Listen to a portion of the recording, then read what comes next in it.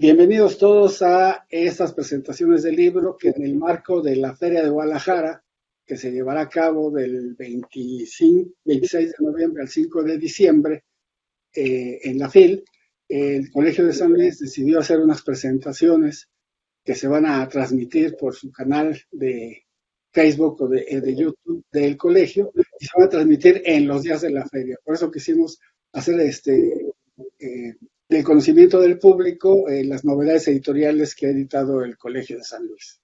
En esta ocasión vamos a presentar el libro En medio del fracaso de transformación empresarial, Toyota de México, Laboratorio Industrial de Bienes de Capital, 1953-1961, de los doctores Moisés Gámez y Jorge Olvera.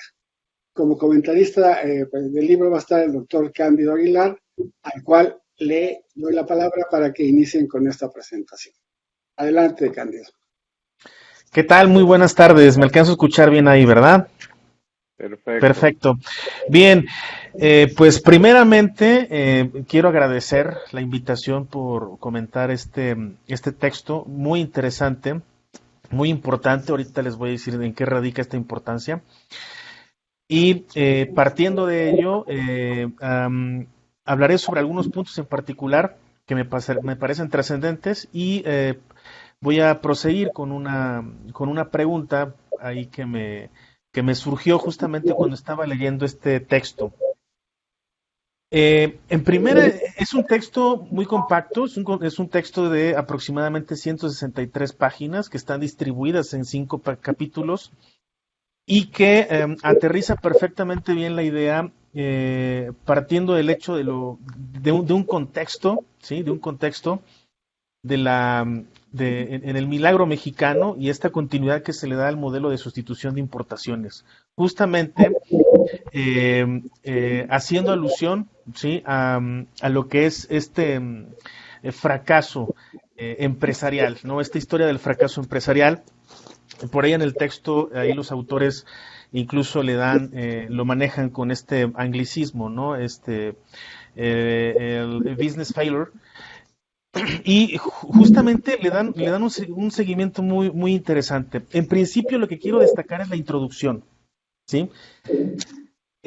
Los autores se toman la molestia de hacer una minuciosa introducción para que nosotros de entrada nos estemos casi preparándonos para ver lo que es el texto en sí.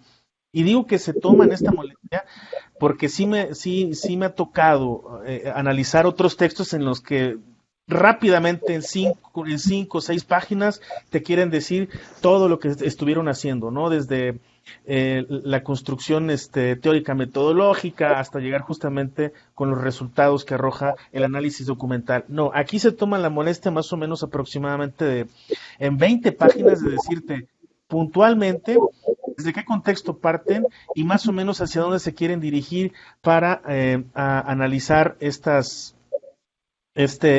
texto, ¿no? Lo que es el caso de Toyota. Ya en los 5 capítulos como tal, podemos destacar varios aristas. En principio, los actores sociales. Los autores bien comentan así puntualmente, que justamente, aunque sea un fracaso empresarial, se toma como modelo justamente para rescatar otros puntos importantes en este contexto, es decir, entre 1953 y el 61. Estamos hablando de 2 gobiernos, es el tránsito entre lo que es el gobierno de Ruiz Cortines hasta Adolfo López Mateos, ¿sí? Y por supuesto esta continuidad que es el modelo de sustitución de importaciones. Es un proyecto, ¿sí? Que canaliza a través de un análisis documental lo que es la transformación empresarial, la organización, la trayectoria, ¿sí? También lo que representa el emplazamiento y destacar estos actores, ¿no? Estos actores y, por supuesto, lo que es el Estado. El Estado sí tiene una participación, pero vemos que a diferencia de otros textos en donde se nos menciona el Estado exclusivamente de lo que representa el gobierno con los acuerdos que pueden tener con las empresas, aquí te destacan también el papel que desempeñan las instituciones, el papel que desempeñan también algunos actores, ¿no? Que son los que promueven esta idea y que son los puntos de contacto, muchos de ellos cuyo perfil es de ingeniería, como es el caso de Manuel Villaseñor, es el caso también de José Ramoneda, que bueno, aunque sean algunos pincelazos, digo, porque el texto su propósito del texto no es ese, sino justamente desarrollar esta idea que hablamos de un principio, que es a propósito del fracaso, ver cómo se construye esta idea de cómo una empresa que internacionalmente tiene un gran éxito termina teniendo un fracaso muy particular en México. Entonces nos estamos dando cuenta ahí que existe, digámoslo así, un contexto, un ambiente económico, político, ¿no? Que nos da pauta para poder no solo pensar solamente en el fracaso de Toyota, sino que podíamos hablar incluso de otros fracasos, ¿no?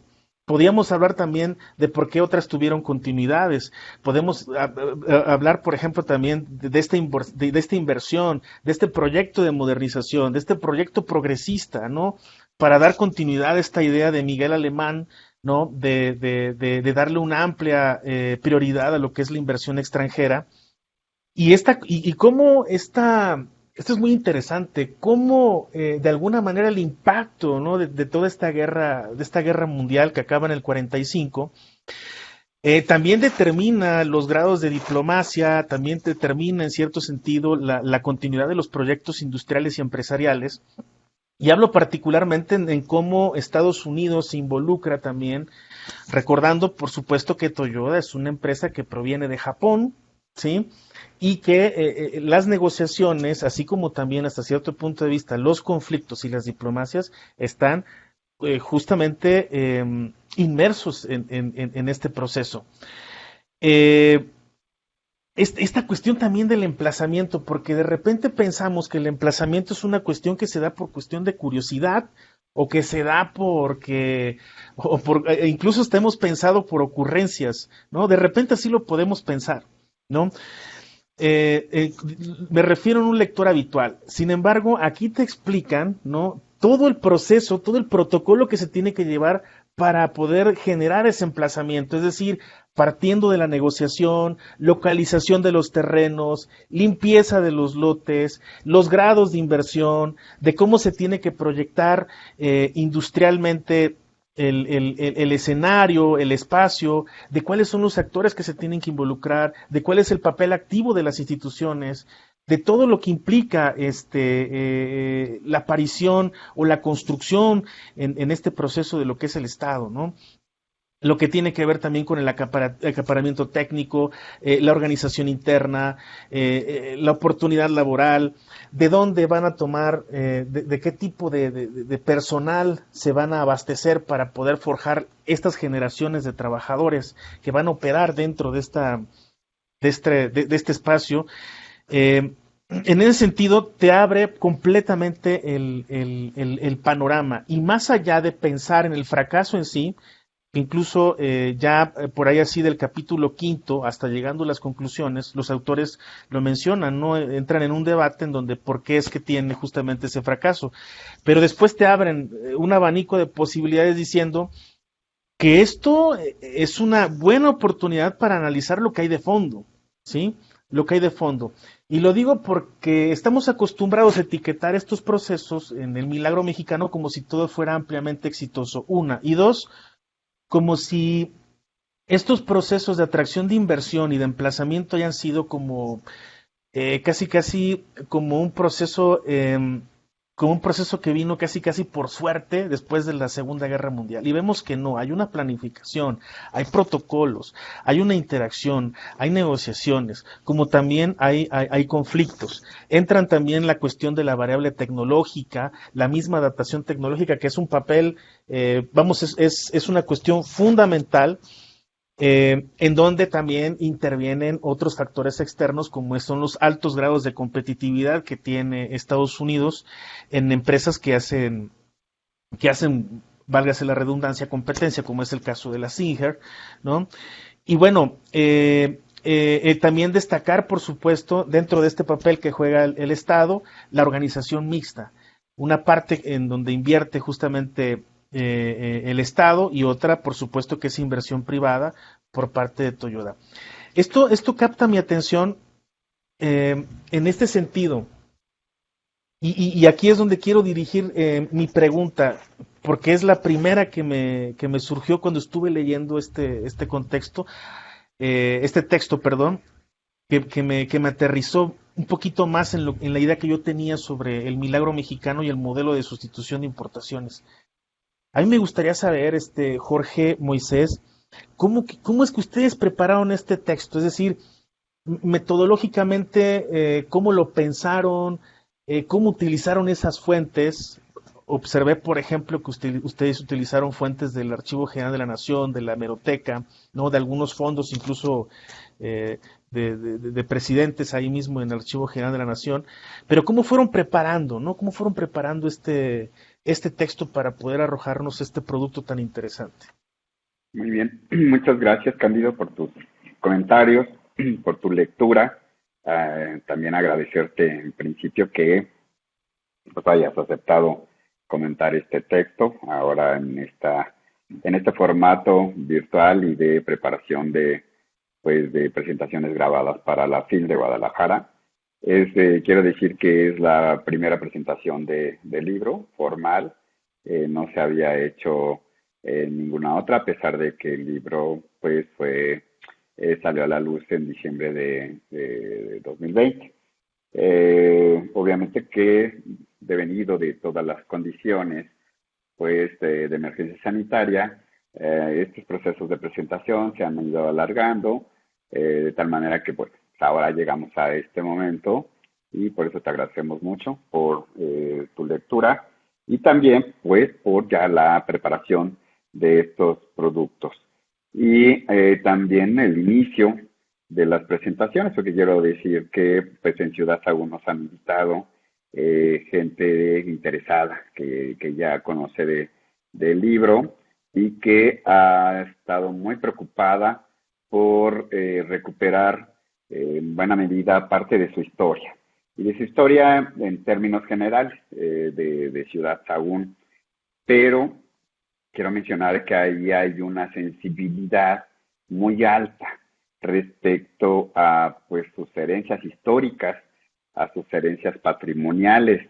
Y estas empresas que se establecieron en Sagún forman ya parte de la vida cotidiana y forman parte de las historias de vida y de las historias de las familias, de las historias de la comunidad, de los barrios.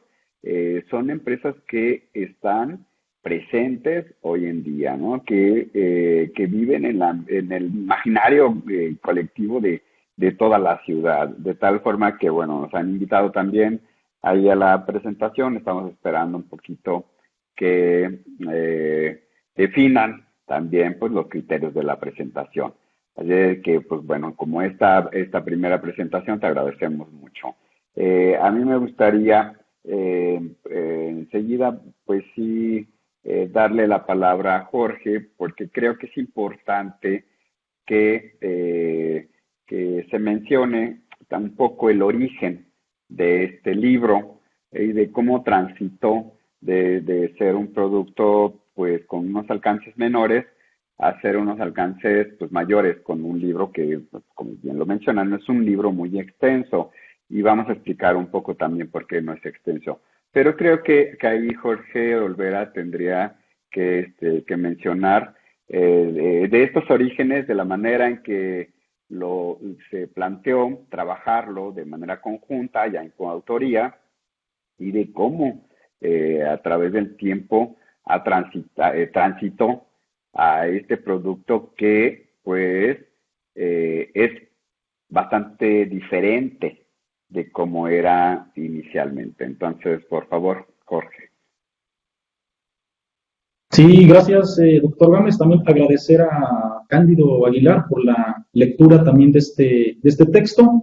Sí, como refería el doctor Gámez, este libro en un inicio, como se fue construyendo, elaborando, fue a través de una tesis de maestría, una maestría en estudios históricos de la Universidad Autónoma de Querétaro, en la cual el doctor Gámez fungió como lector, y en ese primer parte, era parte de un capítulo de hecho de esa tesis.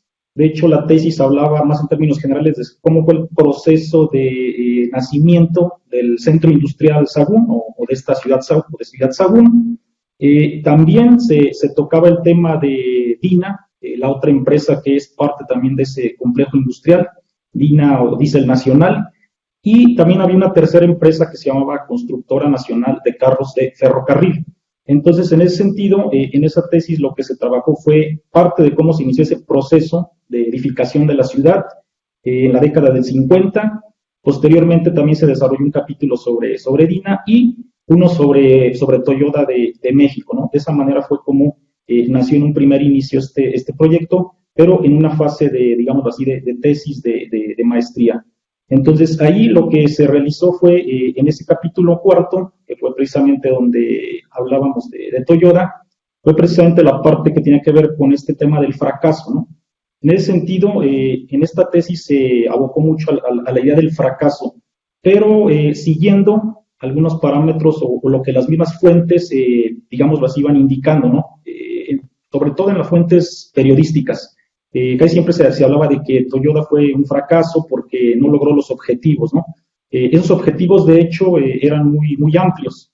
Por ejemplo, se hablaba de que la empresa, entre 54 más o menos hasta el 60, tenía que captar casi toda la parte del mercado mexicano en cuestión de fabricación de maquinaria textil para proveer a las textileras en México, ¿no? Las empresas textileras. Incluso iban más allá, señalaron que muy probablemente se pueden exportar a los Estados Unidos también parte de esta maquinaria, ¿no? Entonces, esa es parte de esas fuentes, ¿no? Cuando, en mi caso, fui construyendo ese capítulo sobre Toyota. Esa, digámoslo así, fue la manera en que nació ese proyecto, por ahí entre 2011 a 2013, y se utilizaron, obviamente, fuentes primarias, fuentes secundarias. Entre esas fuentes primarias, efectivamente, fueron del Archivo General de la Nación, de la Biblioteca de Ciudad Sagún, de la Hemeroteca Nacional de la UNAM, y incluso ahí también, ya lo que es el libro, ya lo que es el libro de En medio del fracaso y la transformación empresarial, ahí incluso se volvió a hacer una revisión, ¿no? de la documentación, por ejemplo, de bibliotecas del Colegio de México, del mismo Archivo General de la Nación. Se volvió a hacer una inspección de todos estos documentos, se encontraron nuevas fuentes, y obviamente eso le va a dar mayor riqueza, o le dio mayor riqueza y mayor sustento también al proyecto, ¿no? al libro. Obviamente, ahí se hablaba también de una empresa mixta, ¿no? Del nacimiento de una empresa mixta, que eso me parece muy importante, porque generalmente en la historiografía de empresas en México, generalmente se trata del tema de la empresa privada exitosa, ¿no? Generalmente es lo que se ha desarrollado, y se ha olvidado un tanto lo que es la empresa pública y la empresa mixta, ¿no? Entonces, en ese sentido también era el interés en este texto, precisamente de agregar a la historiografía de empresas y empresarial en México, pues precisamente un texto que tratara este tipo de temas, ¿no? Sobre la empresa pública y la empresa mixta. En este caso, obviamente la empresa mixta tenemos, como efectivamente ya se señaló, un capital mayoritario privado japonés, tenemos capital privado nacional, en este caso de un personaje de nombre José Ramoneda, que es muy importante precisamente para que se consolidara este proyecto, y también tenemos un pequeño porcentaje, por ejemplo, de Nacional Financiera, ¿no? La participación del Estado, precisamente en lo que es un proceso muy importante para México, ¿no? Es esta etapa de industrialización por sustitución de importaciones, en la cual precisamente encaja este proyecto de Toyota de México. Inclusive, lo que va a ser la etapa de este gobierno alemanista, 46-52, ya al final, 1951, empiezan a poner los cimientos precisamente para poder, digámoslo así, edificar la ciudad, ¿no? El proyecto de Ciudad Sagún. Y lo que hay también es señales de que este proyecto, en un inicio, pues a lo mejor no contó con lo que tenía que ser una parte netamente de planificación, ¿no? A lo que, por ejemplo, se proyectaba en otras naciones. Incluso ahí se menciona que hubo una venta de terrenos, ¿no? Cuestiones de índole política, ¿no? Que también fueron muy importantes. Se hablaba también de que se tenía que dar empleo a una zona empobrecida, ¿no? En este caso la zona de Sahagún en Hidalgo, ¿no? Porque en ese momento la parte de la minería en el estado de Hidalgo, que era muy importante, pues también tuvo un momento que fue a la baja, ¿no? Lo que era la industria minera, la industria incluso hablan ahí del pulque, ¿no? Que también era muy importante y que también en algún momento pues va a descender, ¿no? Hablan incluso de que la cerveza, ¿no? Ya se vuelve un producto alterno, ¿no? Alternativo al pulque. Entonces, ahí, supuestamente dentro del discurso de Miguel Alemán, dice pues que trataban de sacar, ¿no? Es el discurso de la pobreza a esta población del Valle de Irolo, del estado de Hidalgo. Entonces ahí es como se va fundamentando este proyecto, se edifican, incluso a las personas que eran propietarias de esos terrenos, pues se les va a permutar, ¿no? Se les va a enviar a otras zonas del estado de Guanajuato, y de esa manera van a hacer ese proyecto, ¿no? Incluso muy criticado por algunos personajes como Víctor Manuel Villaseñor, ¿no? Que era parte también en ese momento, digamos así, de las personas importantes o relevantes dentro de la economía en México, ¿no? De proyectos de este tipo, pero al final se consolida el proyecto y se van a asentar esas 3 empresas, ¿no? Que va a ser DINA, constructora de carros de ferrocarril, y Toyota de México, ¿no? Que es el caso que nos compete en este libro. Y lo que les comentaba aquí también era cómo este tipo de proyectos pues, se van a desarrollar en ese proceso sustitutivo en importaciones, ¿no? Entre la década de los 40 hasta 1970, o el llamado también el milagro mexicano, ¿no? Precisamente en esas 3 décadas, y es cuando precisamente Toyota de México pues va, ya posteriormente con el presidente Ruiz Cortines, pues ya ese proyecto se va a consolidar, ¿no? En ese periodo de casi 6-7 años, incluso transita al periodo ya de lo que es también Adolfo López Mateos, ¿no? Ya en la parte final del proyecto. Entonces, Toyota de México pues va a ser establecida en una ciudad industrial, precisamente, que va a surgir en la década del 50, y también Toyota de México pues va a ser, o lo que los principios para cuál va a ser precisamente pensada y construida, pues va a ser para proveer, ¿no?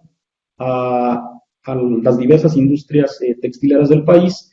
Incluso, como les mencioné, pues se hablaba, ¿no? De exportar a los Estados Unidos, pero ahí es cuando también algunos empresarios textileros, sobre todo en la zona de Puebla, es lo que en el discurso también se señalaba, es que pues estaban en contra, ¿no? De este proyecto. Había intereses muy, muy particulares y prefirieron a lo largo del tiempo importar maquinaria, por ejemplo, de países como Suiza, Bélgica, incluso países de Europa del Este como Checoslovaquia, ¿no? Entonces, en ese sentido, el proyecto ahí también tiene otras aristas, ¿no? El tema laboral, el tema sindical, temas también políticos, temas de intereses. Entonces se vuelve muy, muy rico, ¿no? En ese sentido, porque son diversas las aristas que se tocan en el texto. Entonces, en términos generales ahí se argumenta que hubo pues diversos factores, ¿no? Para que la empresa no tuviera ese arraigo, no tuviera, digamos así, un desarrollo como pudiera haber sido en otro tipo de empresas de Sahagún, por ejemplo, el caso de carros de ferrocarril, que efectivamente se iba a transitar por lo menos hasta la década del 90, ¿no? En este caso también, pero con otro nombre, ¿no? Que va a ser Siderúrgica Nacional, ya con una empresa paraestatal o una empresa pública. Entonces, ahí, por ejemplo, los factores eran políticos, gustos o de preferencias también de los potenciales clientes, ¿no? Porque estaba muy arraigado esto de la maquinaria de origen estadounidense o origen europea, ¿no? Entonces, había ciertas dudas en ese sentido con una empresa japonesa, ¿no? Incluso, más que Japón, incluso va a ser parte de estas potencias del eje, ¿no? Que están en contra precisamente también de los Estados Unidos y, por ejemplo, Francia, Inglaterra, ¿no? Principalmente, que fueron estas naciones que en la Segunda Guerra Mundial pues van a estar presentes en lo que va a ser este conflicto armado, ¿no? Entonces, ahí también es curiosa esa parte, porque también hay una campaña, digámoslo así, en los medios, precisamente para recalcar ese papel, dicen ellos, odiado de Japón en este tipo de conflictos, ¿no? Entonces hay una serie de aristas ahí muy importantes que también se presentan en el texto. Y obviamente, al final, pues, un periodo muy corto, ¿no? El que la empresa, como Toyota de México, pues va a estar produciendo. Vuelvo a repetir, va a haber un cambio allí de empresa mixta a empresa pública, se da en 1961 esa transición. Entonces, por eso es que también es un poco también explicar esa parte del fracaso, ¿no? No tanto decir, bueno, fue un fracaso empresarial como tal, No, es como hay que matizar esa parte, esa idea.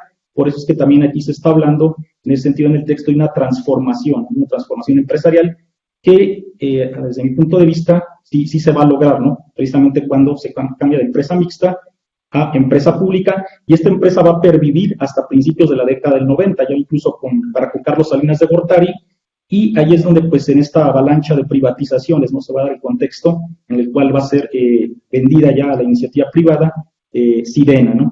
Entonces yo hasta ahí llegaría con esa parte, ¿no? Sería, digámoslo así, mi exposición. Muy bien. Muchas gracias, Jorge. Yo sí quiero comentar que ya, bueno, como ya lo mencionó Jorge, este trabajo tiene origen en una parte del capítulo, de un capítulo de su tesis de maestría, y otras partes que abordan lo que ya mencionó. Por eso también pues agradecer a Jorge Olvera su disposición por poner este trabajo ahí, esta investigación, que también tuve conocimiento y estuve interviniendo de alguna forma en el proceso de su obtención de grado de maestría. Y pues bueno, por compartir, y también por la manera en la que pudimos trabajar y que pudimos articular este trabajo que fue creciendo y que se reestructuró. Uno de los primeros ejes de esa reestructuración fue organizarlo de acuerdo a lo que era la oferta y la demanda. Entonces hay un capítulo específico sobre la oferta y hay otro capítulo específico sobre la demanda. Y hay uno que importa mucho desde la historia empresarial, que es el de la organización, en donde pues hablamos sobre planificación y todo este emplazamiento. Y luego una discusión, creo que es parte de las preocupaciones de las líneas y de los debates en los cuales se inserta este trabajo, una reflexión sobre el fracaso empresarial, ¿no? Incluso hasta en términos discursivos, porque hay que decir que si bien es cierto que este libro tiene dos grandes debates o dos grandes discusiones, por un lado es la discusión, el debate sobre el fracaso empresarial, y otra es sobre la transformación, porque en un momento se veía solamente una de esas partes, pero el libro fue evolucionando de tal manera, el trabajo de investigación fue evolucionando de tal manera que nos condujo a estas dos, por lo menos estas dos grandes líneas analíticas y de debate. Por un lado, el fracaso empresarial, que hay que decir que en México es muy escasamente estudiado. Si es que no hay un solo texto, un libro completo que aborde el fracaso empresarial en cualquier tipo de empresas, es decir, de cualquier tipo de empresas industriales o comerciales o como se le quiera llamar. No hay trabajos específicos que se aboquen a estudiar el fracaso empresarial, ni en México y en América Latina, y sí hay una tradición en otros países europeos y anglosajones, pero en México no existe una tradición, de tal manera que este trabajo se sitúa en esas discusiones y también constituye uno de sus grandes aportes. Y por el otro lado, el de la transformación empresarial, que ese fue debido a cómo se estaban presentando las fuentes y cómo nosotros estábamos construyendo también las fuentes para responder a ciertas problemáticas, como era justamente pues la trayectoria de esta empresa con características de organización mixta, es decir, capital mayoritario extranjero y capital minoritario del Estado. Entonces, esos dos, por lo menos, se constituyeron en dos grandes líneas y dos aportes. Pero también creo que hay otra discusión, hay otro aporte en este sentido, es un avance en el sentido de estudiar la industria de bienes de producción, de bienes de capital, porque tampoco en México hay una tradición, hay una tendencia, por lo menos presente o mucho menos creciente, de estudios que se aboquen a estudiar la industria de bienes de capital. En este sentido, sería una tercera preocupación, un tercer debate que incluso se inserta en una discusión muy pertinente para México en ese momento, pero también para América Latina.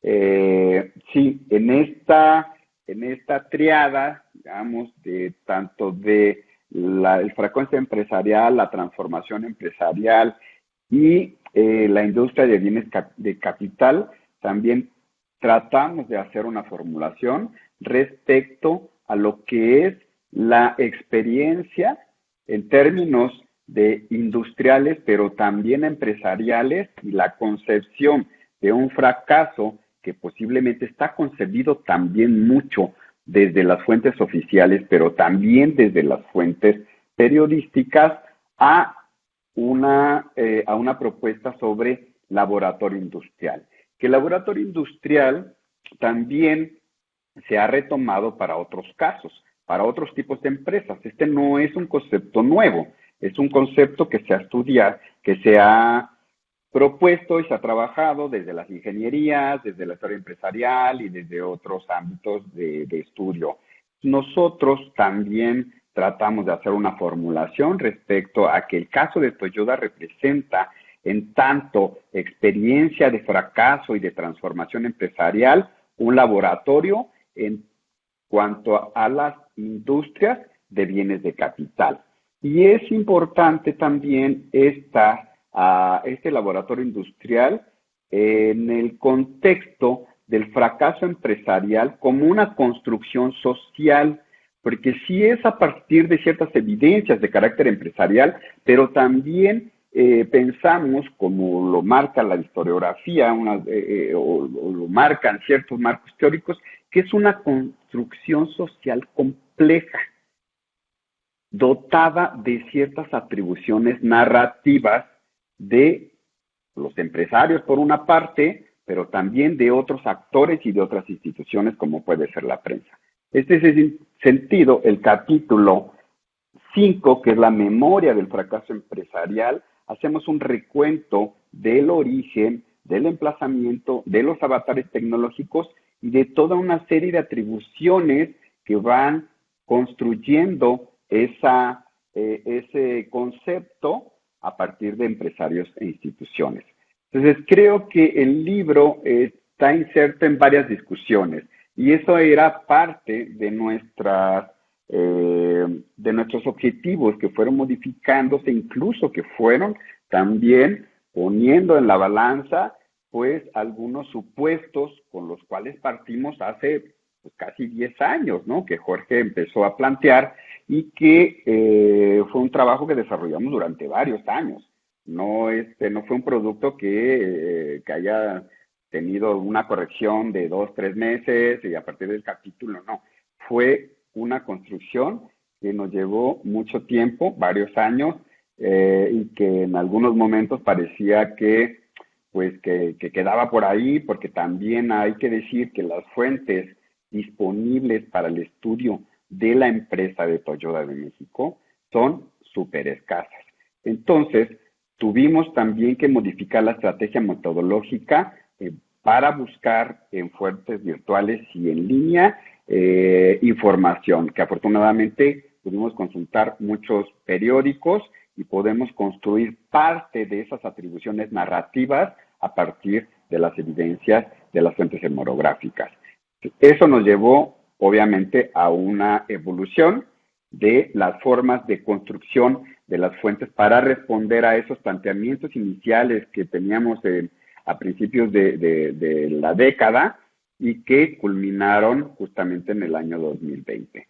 Por mi parte sería, creo que, los puntos más relevantes que quería retomar de esta discusión. Jorge Herrera, te doy la palabra para ver qué nos digas. No, muchas gracias. No sé si quieren ustedes añadir algo más o podemos ya cerrar la presentación. Le pregunto a cada uno de ustedes, Cándido, Jorge o Moisés. ¿Algunas palabras finales? Sí, sí quiero añadir algo. Adelante. Bueno, de entrada, muchas gracias por responder a mi pregunta, que parecía en esencia muy, muy elemental o muy básica, pero que no lo era. Y bueno, gracias por ahora sí comentar que pues sí fue producto de varias circunstancias y es de un proceso como tal. Sí quiero recomendar esta lectura, aparte de lo que ya comentaron Jorge y Moisés, la quiero recomendar porque yo como un lector, vamos a suponer como un lector común, literalmente me abrió el panorama para pensar en otras cosas de un proceso que justamente, como bien decía Moisés, forma parte incluso o está etiquetado dentro de esta narrativa, ¿no?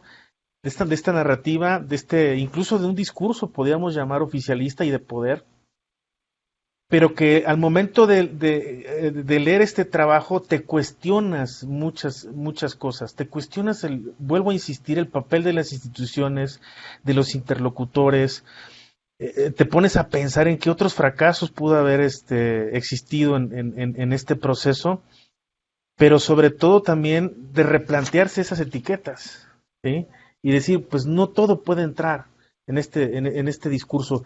Jorge también lo había comentado muy claramente, el hecho de repensar justamente esta cuestión del fracaso empresarial como tal, ¿no? Porque esto lo fueron viendo desde la perspectiva de la opinión pública.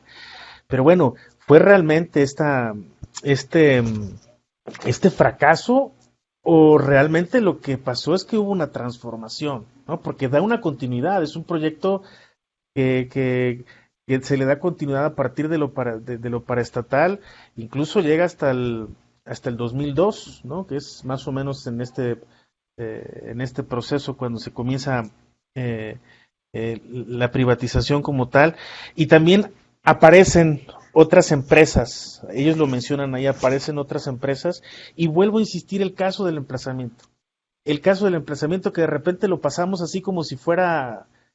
Y es verdad, o sea, en otros textos de repente se hace lectura y se le menciona poco.